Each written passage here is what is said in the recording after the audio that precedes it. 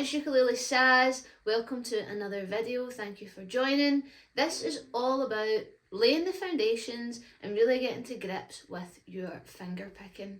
If you find riffs and melodies particularly difficult, shy away from them or avoid them completely because they just seem too hard, then this video series is for you because it's all about making things that little bit easier, taking you through it step by step, looking at our positioning and looking at some exercises that are really going to lay the foundations, build some finger strength, dexterity, and make you feel more confident in learning the riffs and the melodies that you've always dreamed of learning. If you like this video, don't forget to give it a like. You can subscribe to my channel so that you'll be updated whenever I release a new video. Check out my website, ukulelesaz.com, or follow me on social media, Facebook, Instagram. And if you really like my stuff and would like access to all of my lesson materials, you can become a member on BuyMeCoffee. You can join the Tab Shack and you'll get access to all of my teaching library. Or if you like, you can simply just purchase this ebook, Weak Fingers No More, so that you'll get everything that's part of this video series and more. There's lots more involved in there that will really help guide you through and build the skills required to help you feel confident in your ability to play fingerstyle. This first video is all about positioning and it's all about learning the term finger a fret. Lots of you might have tried to play fingerpicking, tried to play riffs, and just found that you were stumbling about all over the fretboard, you couldn't move quickly, it was hurting your hands. So let's take a look at how to do this together.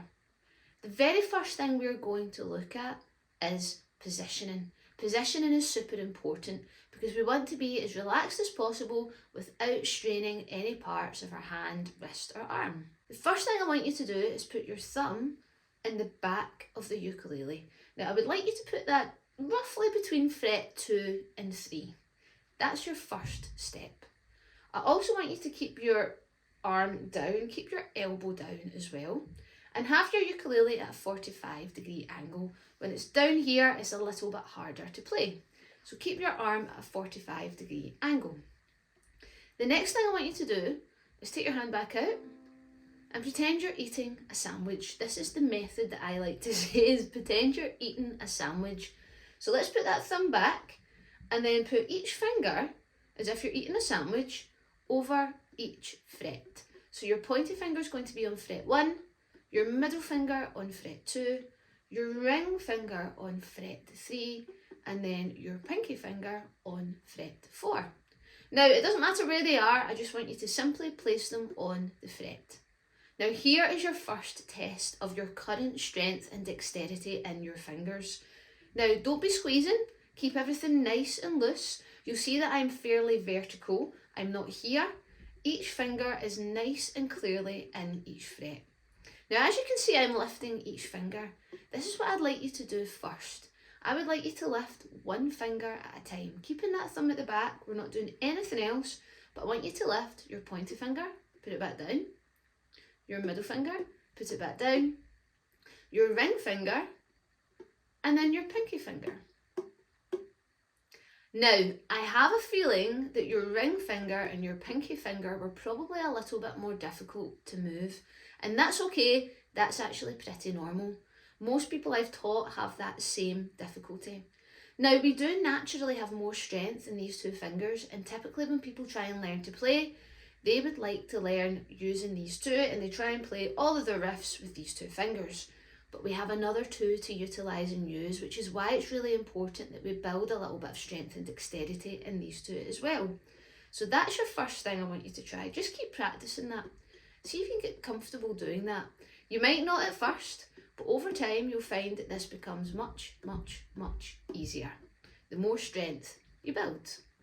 Now once we've done that on frets 1, 2, 3 and 4, I would like you to slide with your thumb as well, all the way up to frets 5, 6, 7 and 8. Now most of you will have your first dot on fret 5, that's what the dots are there for, to help tell you which fret it is.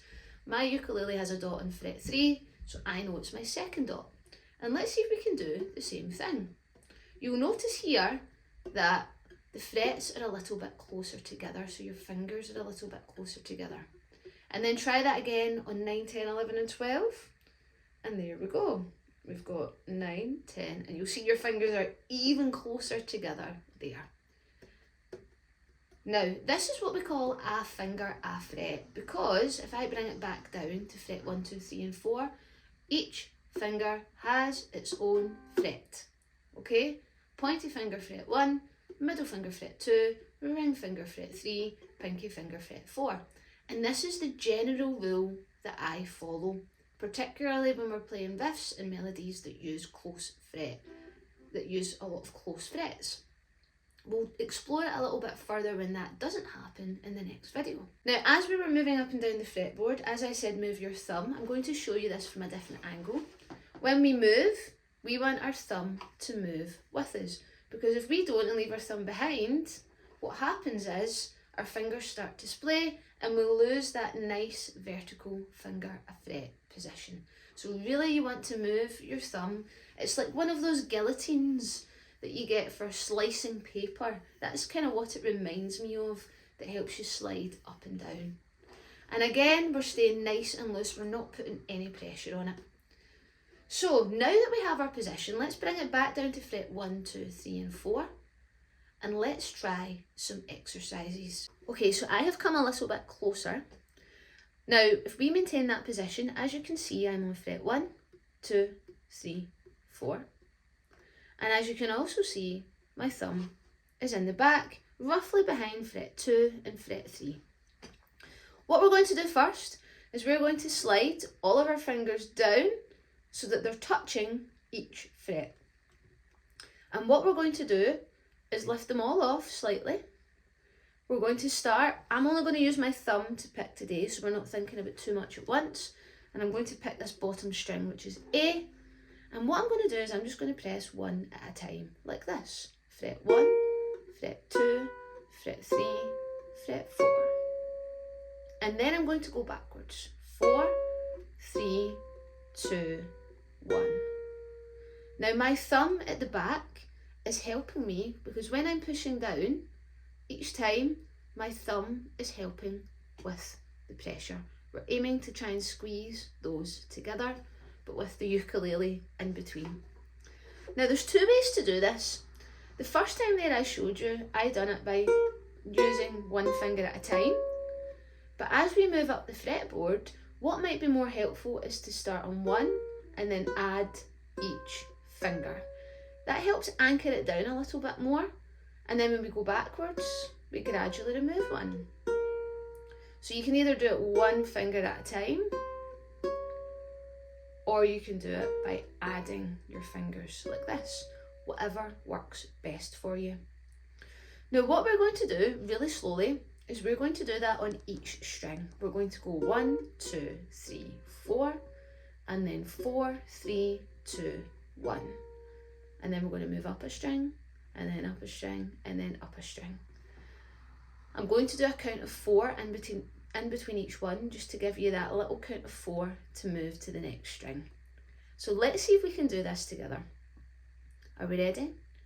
1, 2, 3, and 1, 2, 3, 4, 4, 3, 2, 1. Next string, 2, 3, and 1, 2, 3, 4, 4, 3, 2, 1. Next string, we're on C, 3, and 1, 2, 3, 4, 4, 3, 2, 1. And top string G, 3, and 1, 2, 3, 4, 4, 3, 2, 1. Now if you found that particularly difficult, that's okay, because if it's something that's new to you, that will be difficult. But it's something for you to build on and something for you to work on. Eventually we want to be at the point where we can play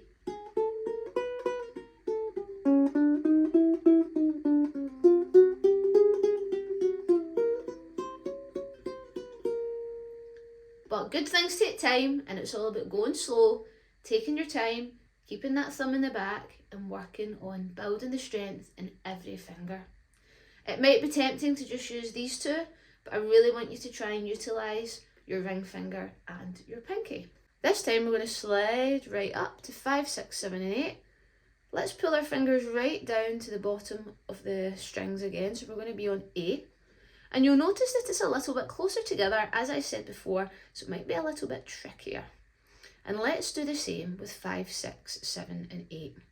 So 1, 2, 3 and 5, 6, 7, 8, 8, 7, 6, 5. Next string on E, 3 and 1, 2, 3, 4, 4, 3, 2, 1. Next string on C, 3 and 1, 2, 3, 4, 4, 3, 2, 1. Last string on G, 3 and 1, 2, 3, 4, 4, 3, 2, 1. How did you find that? Did you notice a difference between playing on fret 1, 2, 3, 4 and fret 5, 6, 7 and 8? Let me know what you think. Let me know if you think it was easier on fret 1, 2, 3, 4 or easier on 5, 6, 7 and 8. Now in the ebook, you'll also get some more exercises. We ventured up to 9, 10, 11 and 12. So you can explore that and you'll see this all written out nicely for you with some tips on there as well on how to really do this effectively, efficiently, and so that you're really building the strength that you need. Now in music, we don't always play up ascending and descending. That would be lovely if it was that easy, but we do have to challenge ourselves slightly. So this time, all we're going to do is change the order. So we're going to go back to frets 1, 2, 3, 4, putting our thumb in the back, getting that vertical position. And this time, instead of playing 1, 2, 3, 4, 4, 3, 2, 1, we're going to play odds then evens, evens then odds. So it's 1, 3, 2, 4, 4, 2, 3, 1. Don't forget to use the music underneath to help you. So let's try this one together. Are we ready? So 1, 3, 2, 4, 4, 2, 3, 1. I'll do this one a little bit slower. 1, 2, 3, and 1, 3, 2, 4, 4, 2, 3, 1. Next string, 2, 3, and 1, 3, 2, 4, 4, 2, 3, 1. Next string, 2, 3, and 1, 3, 2, 4, 4, 3, 2, 1. And last string on G, 2, 3, and 1, 3, 2, 4, 4, 2, 3, 1. Now that one is a little bit trickier, I know, because there's a little bit more to focus on and concentrate on because you're swapping the order of the fingers. So don't move on to that one until you feel quite comfortable doing the first one. Now the cool thing about this is you can do this in any order and you can practice this anywhere on the fretboard.